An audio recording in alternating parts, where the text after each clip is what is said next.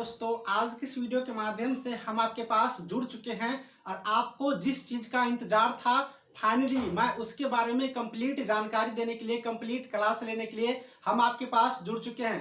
दोस्तों, जितने भी फ्रेंड्स हैं आप लोग के सर्किल में, आप लोग की जान पहचान के जो एएनएम कर रहे हैं या जो एएनएम कंप्लीट कर चुके हैं या जो एएनएम में जॉब करने वाली हो, सारे लोगों के लिए ये वीडियो आपके लिए इंपॉर्टेंट होने वाला है, क्योंकि मैं दिखाऊंगा कि एएनएम को क्या क्या कार्य करने होते हैं अगर आपको नौकरी लग जाते हैं तो, या फिर अगर आप लोग प्राइवेट में एएनएम करके अपना नर्स के रूप में एक जॉब करने के लिए जाती हो तो आपको क्या क्या कार्य जाना चाहिए उसके बारे में कंप्लीट जानकारी मैं इस वीडियो में देने वाला हूं। साथ ही दोस्तों, खास करके उन कैंडिडेटों के लिए जिनका रिजल्ट 8853 में उनका मेरिट लिस्ट बन चुका है और उन लोगों को पोस्टिंग होने वाला है। दोस्तों, जब आपकी पोस्टिंग हो जाएगा, पोस्टिंग होने के बाद अब आप लोग को करना क्या होगा कि नौकरी करना होगा। अब नौकरी करने के ड्यूरिंग बिहार सरकार के अंतर्गत क्या क्या कार्य करने होते हैं स्वास्थ्य विभाग में, जिससे कि आपका परफॉर्मेंस अच्छा रहे और आप लोग आसानी से अपना कार्य कर सकते हैं, उसके बारे में कंप्लीट जानकारी दूंगा। साथ ही फ्रेंड्स, मैं आपको इस वीडियो में इतना अच्छी जानकारी दूंगा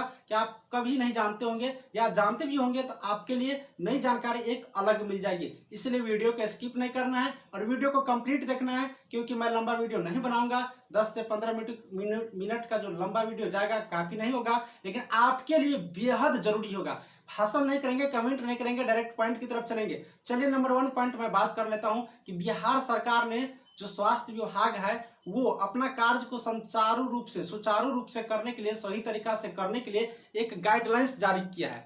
एएनएम के लिए एक गाइडलाइंस जारी किया है कि वो लोग कैसे कार्य करेंगे। उसी गाइडलाइंस को, सरकार जो गाइडलाइंस दी है उसी गाइडलाइंस को हम इस वीडियो में दिखाएंगे कि आपको क्या क्या करना है स्वास्थ्य विभाग के अंतर्गत जो एएनएम को काम दिया गया है। इसके अलावा भी एएनएम को कार्य करने होते हैं, इसके बारे में जानकारी लेंगे।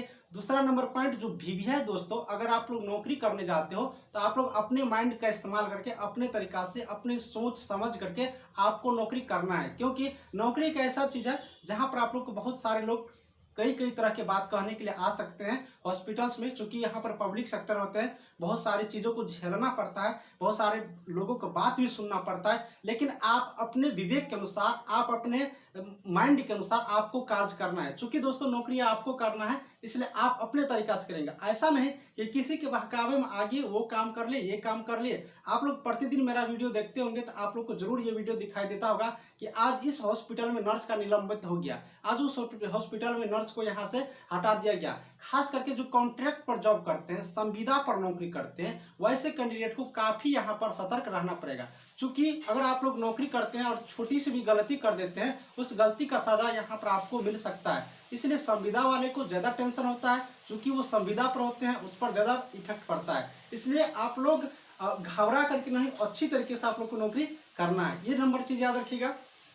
दूसरा नंबर पॉइंट आप लोग से मैंने प्रोमिस किया हूं, मैं आप लोग को बताए थे पिछले वीडियो के माध्यम से, आप लोग की जो सैलरी है वो बहुत कम है और ये सैलरी किस अनुसार से बढ़ता है, इसकी प्रक्रिया क्या है बढ़ने की, और छुट्टी कौन कौन सी छुट्टी मिलती है, कब छुट्टी मिलेंगे, कितने दिन की छुट्टी मिलेंगे, ये 2 चीज बहुत इंपॉर्टेंट है और आप लोग की जानना बहुत ज्यादा जरूरी है। तो इसके बारे में भी हम आपको जानकारी देंगे। इस वीडियो में मैं आपको क्लास की तरफ मूव करता हूँ, जो इंपॉर्टेंट जानकारी दे रहा हूँ उसकी तरफ मूव करता हूँ और हम आपको दिखाते हैं कि क्या क्या आप लोग को कार्य करने होंगे। चलिए कंप्यूटर स्क्रीन पर चलते हैं और एक एक लाइन आपको हम दिखाएंगे। आप लोग को समझना पड़ेगा, उस चीज को गौर करके आप लोग समझिएगा और आप लोग उसको फॉलो करिएगा, क्योंकि आपको इस चीजों से गुजरना पड़ेगा। तो पहले क्यों नहीं हम लोग तैयार हो जाए, बाद में तैयार होने से अभी यहाँ पर आप लोग तैयार रहोगे और हॉस्पिटल्स में जाओगे, आपको 2-4 दिन का ट्रेनिंग दिया जाएगा, तो आपको और भी क्लियर चीज समझ में आएगा कि यहाँ कैसे कैसे कार्य करने होते हैं। क्योंकि दोस्तों आप लोग देखते होंगे कि अभी दिनों दिन मरीजों के हालात कुछ खराब होता है या कुछ भी होते हैं, और वो अगर हॉस्पिटल्स में भर्ती होते हैं, अगर वहाँ पर कुछ हो जाते हैं तो वहाँ पर नर्स डायरेक्ट कांटेक्ट में रहते हैं। एएनएम वाले हो या जीएनएम वाले हो, नर्स कांटेक्ट में होते हैं, मरीज को सेवा करने के लिए ही एएनएम वाले जाते हैं, तो उसका इफेक्ट डायरेक्ट नर्स पर पड़ जाते हैं और उसके नाम आ जाते हैं, जिससे कि उसको इफेक्ट पड़ जाता है। नर्स को ज़्यादा चीज़ झेलना पड़ता है पब्लिक के माध्यम से, या फिर आपको जो सीनियर्स डॉक्टर्स होंगे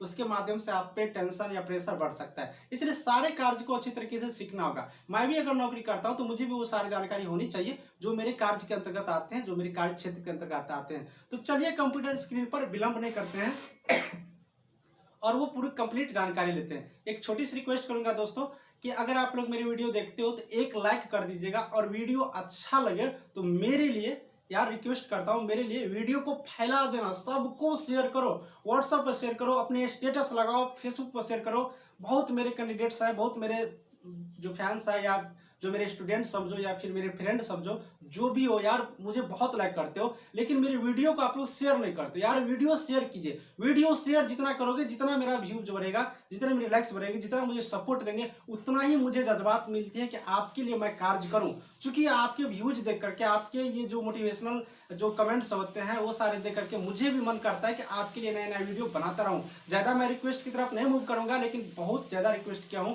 कि आप लोग मेरी वीडियो को आज से शेयर करेंगे, पक्का करेंगे ना। चलिए मैं आगे चलता हूं कंप्यूटर स्क्रीन पर और हम आपको दिखाते हैं कि कैसे कैसे और बिहार सरकार की क्या गाइडलाइंस है इस वीडियो के माध्यम से। तो मेरे प्यारे फ्रेंड्स आ चुके हैं कंप्यूटर स्क्रीन पर, और इस स्क्रीन को आप लोग पूरा देखिएगा। यहाँ से आप लोगों के लिए इम्पोर्टेंट होने वाला है। देख सकते हो कि स्वास्थ्य विभाग बिहार सरकार की तरफ से ये गाइडलाइंस जारी किया गया है। इसमें ऊपर में ही देख सकते हैं, अब आप लोग ANM आशा आंगनवाड़ी सेविका के लिए एवं अन्य सरकारी एवं सामाजिक कार्यकर्ताओं हेतु मस्तिष्क ज्वर, यानी कि मस्तिष्क ज्वर कहेंगे, इसके अंतर्गत EES, जापानी इंसेफेलाइटिस, दिमागी बुखार, चमकी बुखार, ये सारे आते हैं। इनके लिए मार्गदर्शिका, यानी कि इन सारों के लिए एक मार्गदर्शिका जारी किया गया है, जो कि संशोधित 2021 मार्गदर्शिका हम लोग कह सकते हैं। अब हम लोग नीचे की तरफ बढ़ेंगे। अब नीचे की तरफ बढ़ेंगे तो अब आप लोग दूसरा पेज पर आओगे तो यहाँ पर देख सकते हो गांव स्तर पर ANM आशा आंगनवाड़ी सेविका एवं स्वयं सहायता समूह द्वारा मस्तिष्क ज्वर तथा इस तरह के लक्षण समूह के मरीजों का उपचार, यानी कि गांव स्तर पर अगर आप लोग को भेज दिए जाएंगे, गांव स्तर पर भी हॉस्पिटल्स अब होते हैं, जैसे कि उप स्वास्थ्य केंद्र गांव में खोले जा रहे हैं, इसी तरह के अगर हॉस्पिटल्स में होते हैं गांव में, वहां पर अगर आप लोग को कार्य करने के लिए जाएंगे तो आप लोग को ये सारे कार्य करने होंगे मस्तिष्क ज्वर से रिलेटेड। तो आपको किस तरह से इस कार्य को करना है अब आप लोग को इस वीडियो में आगे बताने जा रहा हूँ। अब नीचे की तरफ आएंगे, एक एक पॉइंट दिखिएगा। ये बिहार सरकार की गाइडलाइंस है, ये PDF हम आपको टेलीग्राम ग्रुप में डाल देंगे। टेलीग्राम ग्रुप का लिंक डिस्क्रिप्शन में है, आप लोग सर्च करिएगा, जुड़ जाइएगा और आप लोग उसमें जुड़िएगा तो ये PDF मिल जाएगा। जैसे कि यहाँ पर देख सकते हो कि जैसे कि आप अवगत हैं, मस्तिष्क ज्वर कहने का मतलब है EES, उसके बाद जापानी इंसेफेलाइटिस, दिमागी बुखार और चमकी बुखार, ये सारे मस्तिष्क ज्वर के अंतर्गत आते हैं। आप लोग नोट्स भी बना सकते हो, चूँकि बिहार सरकार की गाइडलाइंस है, बिहार सरकार की ये नोटिस है, तो आप लोग को ये सारी जानकारी होना चाहिए। अब कह रहा है कि एक वायरल बीमारी है ये जो मस्तिष्क ज्वर है, और मस्तिष्क ज्वर के अंतर्गत जो आती है EES, जापानी इंसेफेलाइटिस, दिमागी बुखार और चमकी बुखार, एक वायरल बीमारी है, यानी कि एक दूसरे को वायरल होने से होता है, जो कि मच्छर के काटने से होता है। अब यहाँ पर स्पष्ट भाषा में बता दिया गया, ये सारे जो बीमारी होते हैं मच्छरों के काटने से होते हैं। अत्यधिक गर्मी एवं नमी के मौसम में यह बीमारी फैलती है, यानी अगर ज़्यादा गर्मी पड़ जाते हैं तो ये बीमारी आपको फैलेगी, या फिर नमी के मौसम में भी यह बीमारी फैलती है। तो आपको ये जानकारी होना चाहिए कि यह बीमारी कब फैलती है, उस अनुसार से आप लोग को सतर्क होना पड़ेगा। उसके बाद अमूमन अगर टाइम की बात करोगे, यानी कि किस टाइमिंग में, तो टाइमिंग की भी यहाँ पर जिक्र किया गया है। अमूमन अप्रैल महीना से लेकर के दिसंबर माह के प्रथम सप्ताह तक इस बीमारी के मरीज पाए जाते हैं। अब आप लोग इस पे भी सतर्कता होना पड़ेगा कि ये जो बीमारी होती है अप्रैल महीना से लेकर के दिसंबर महीने तक आप लोग को ये बीमारी परेशान कर सकती है, यानी कि जनवरी, उसके बाद फरवरी, उसके बाद मार्च, ये 3 महीना ही ऐसा होता है जिसमें आप लोग को ये बीमारी से आप लोग को नहीं गुजरना पड़ेगा मस्तिष्क ज्वर से। बाकी जो अप्रैल से दिसंबर होते हैं उसके प्रथम सप्ताह तक ये बीमारी मरीजों में पाए जाते हैं। अब यहाँ पर टाइम देख लेंगे, नोट्स कर लेंगे कि अप्रैल से दिसंबर तक होते हैं, याद रखेंगे, मच्छर के काटने से होते हैं, वायरल बीमारी है। उसके बाद ये नमी और जो गर्मी के मौसम होते हैं उस टाइम में होते हैं।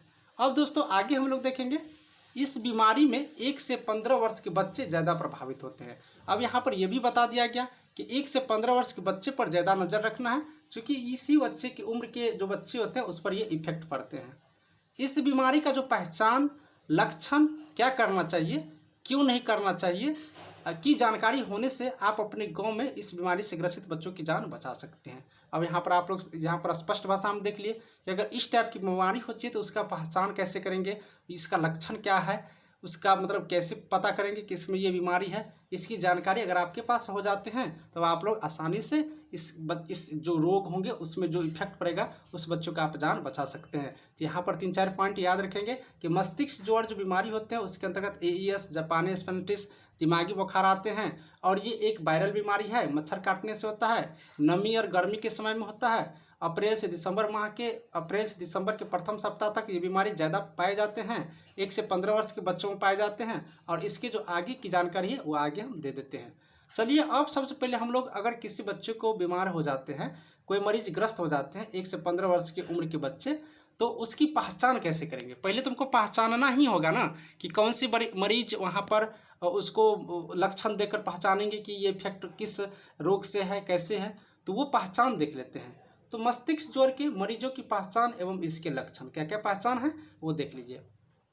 अगर सर दर्द हो रहा है, तेज बुखार आने से 5-7 दिनों से ज़्यादा का ना हो, यानी कि अगर किसी को सर दर्द हो रहा है या फिर तेज बुखार आता है जो कि 5 से 7 दिनों के ज़्यादा नहीं हो रहा है, तो आप लोग समझ सकते हैं कि मस्तिष्क ज्वर का लक्षण इसमें आ गया है।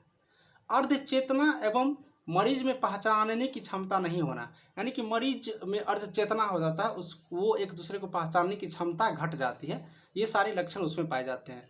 भ्रम की स्थिति पैदा हो जाता है, भ्रम लगने लगता है कि मैं कहाँ हूँ नहीं हूँ, ये सारा चीज़। बच्चों का बेहोश होना, यानी कि अगर बच्चों बेहोश हो जाते हैं तो वो समझ सकते हो कि उसको मस्तिष्क ज्वर का लक्षण आ चुका है। उसके बाद शरीर में चमकी होना, अगर चमकी पाया जाता है शरीर में तो आप लोग समझ सकते हो कि मस्तिष्क ज्वर है। अथवा हाथ पैर थरथराहट होना, हाथ पैर थरथरा रहा है, तो यहाँ पर भी आप लोग समझ सकते हो कि मस्तिष्क ज्वर का लक्षण इसमें पाया जा रहा है। उसके बाद देखोगे कि पूरे शरीर या किसी खास अंग में लकवा मार देना, हाथ पैर अकड़ जाना, यह सब भी उसका लक्षण है। बच्चों की शारीरिक एवं मानसिक संतुलन ठीक नहीं होना, यानी कि अगर ये सारे लक्षण दिखाई देते हैं जिन बच्चों में, तो आप समझ सकते हो एक बार में कि बच्चे में मस्तिष्क ज्वर का लक्षण पाया जा रहा है और मस्तिष्क ज्वर के मरीज ये हो गए हैं। तो इन चीज़ों का आप लोग याद रखते हैं तो आप लोग लक्षण से पता कर सकते हैं ये इसमें किस टाइप की बीमारी है। आगे चलते हैं, मस्तिष्क ज्वर के बच्चों की पहचान होने पर क्या करनी चाहिए। अगर आपको पहचान मिल जाए, अगर आपको ये पता हो गया अब कि इस बच्चे में इस टाइप की बीमारी है, तो उसको पहचानने होने के बाद उसको क्या करना चाहिए, उसके निराकरण के लिए क्या करना चाहिए, जो वो बच्चे स्वस्थ हो सके, उसके बारे में अब हम लोग जानकारी प्राप्त करते हैं। यहाँ पर देखिए 7-8 उपाय बताया गया है, हम आपको एक एक करके पूरे जानकारी दे देते हैं। सबसे पहले तेज बुखार होने पर पूरे शरीर को ताजे पानी से पोछे एवं पंखा से हवा करें ताकि बुखार 100 डिग्री फ़ारेनहाइट से कम हो सके। यानी कि अगर मस्तिष्क ज्वर के बच्चे आपको पहचान से पता चल जाता है और तेज बुखार है तो उस बच्चे को ताजे पानी से पोंछ देना है और पंखे के हवा देना है ताकि उसका जो बुखार है वो 100 फ़ारेनहाइट डिग्री से कम हो सके। अब दूसरा क्या करना है, पैरासीटामोल की 500 mg की गोली अथवा 150 mg या 5 ml की सिरप मरीज को उम्र के हिसाब से देना चाहिए। यानी कि यहाँ पर पैरासीटामोल 500 mg की गोली आप लोग देख सकते हैं या 125 mg या फिर 5 ml की सिरप आप लोग मरीज की उम्र के हिसाब से, आप लोग यहाँ पर उम्र का ध्यान रखेंगे। ऐसा नहीं कि सारे उम्र के बच्चों के सारे डोज दे दिया जाए, तब वो दिक्कतें होंगी। उम्र के हिसाब से आप लोग ये गोली चला सकते हो या फिर वो कफ सिरप चला सकते हो। अब यहाँ पर उम्र के हिसाब से बताया गया, अगर जन्म से 1 साल के बच्चे हैं, 1 साल तक के बच्चे हैं जन्म से, तो 1/4 गोली यानी कि एक जो टैबलेट होते हैं उसका चौथा भाग आप लोग दे सकते हो या 1 चम्मच सिरप, ठीक है, या तो 1 चम्मच सिरप देंगे या फिर 1/4 भाग उसको गोली को करके आप लोग उसको यूज कर सकते हो 1 साल तक के बच्चे को। अब आगे देखते हैं, जिस बच्चे का उम्र 1 से 6 साल का हो गया, अब 1 से 6 साल की उम्र के बच्चे हैं तो आधा टैबलेट दे सकते हो। पहले 1/4 भाग था, अब आधा टैबलेट यानी कि हाफ टैबलेट उसको दे सकते हो या 2 चम्मच सिरप आप लोग दे सकते हो। अगर बच्चा का उम्र 6 साल से 15 साल के बच्चे हैं तो 1 पूरी गोली अथवा 4 चम्मच सिरप आप लोग दे सकते हो, उसको देना चाहिए। तो ये उसको उपचार का यहाँ पर माध्यम है, स्रोत है। अब देखेंगे, यदि बच्चा बेहोश नहीं है, ठीक है, तथा साफ पानी में ORS का घोल बनाकर पिलाएं। अगर बच्चा बेहोश नहीं है, सिर्फ उसको बुखार है, यानी कि अगर बच्चा बेहोश नहीं होते हैं तो उसको साफ पानी में ORS के घोल बनाकर आप लोग पिला सकते हैं। बेहोशी मिर्गी अवस्था में बच्चों को हवादार स्थान पर रखना चाहिए, ये भी चीज़ रखेंगे। अगर बच्चा को मतलब बेहोशी है या फिर मिर्गी है तो उस बच्चे को कहाँ पर रखेंगे, हवादार स्थान पर रखेंगे। ये भी चीज़ आप लोग याद रखें। आगे दिया है गाइडलाइंस में कि अब बच्चे के शरीर से कपड़ा हटा ले या एवं छायादार जगह में उसे लिटाए एवं गर्दन सीधा रखे। यानी कि बच्चे को शरीर से क्या करना है कि कपड़ा हटा लेना है, जिससे कि उसको छायादार जगह में रखें और गर्दन को सीधा रख कर उसे लिटाना है। इसके आगे देखिए उपचार का क्या माध्यम है। यदि मरीज के मुंह से झाग या लार बार बार और ज़्यादा निकल रहा है तो साफ पट्टी या कपड़े से मरीज का मुंह साफ करते रहें। ठीक है, यानी कि मरीज के मुंह से झाग निकलते रहता है, लार निकलते रहता है मुंह से, तो उस स्थिति में आप लोग साफ पट्टी या कपड़े से मरीज का मुंह क्या करेंगे, साफ करते रहेंगे। इसके बाद क्या करेंगे, मरीज को यदि झटके आ रहे हो तो उसके दांतों के बीच साफ कपड़ों का एक गोला बनाकर रखें, जिससे कि जीभ कटने से बच सके। यानी कि अब अगर मरीज को झटके आ रहे हैं तो दांतों के बीच क्या करेंगे, साफ कपड़ा लगेंगे या एक गोला बनाकर रखेंगे साफ कपड़ा का, जिससे क्या होगा, उसकी जीभ जो है नहीं कटेगा। ठीक है, तो ये सारी चीज़ आप लोग अपना समझ सकते हो कि अगर किसी बच्चे को मस्तिष्क ज्वार हो जाते हैं तो उसकी पहचान करेंगे और उसके उपचार करेंगे। तो फ्रेंड्स, हमको लग रहा है कि आप लोग इस टॉपिक से बहुत सारी जानकारी आपको कंप्लीट हुआ होगा और इस वीडियो को मैं अब ज़्यादा लंबा नहीं करूँगा। अब नेक्स्ट वीडियो मैं अपलोड करूँगा जिसमें आपको दिखाएंगे चमकी आने की स्थिति में क्या करें, उसका उपचार कैसे करेंगे, पहचान कैसे करेंगे।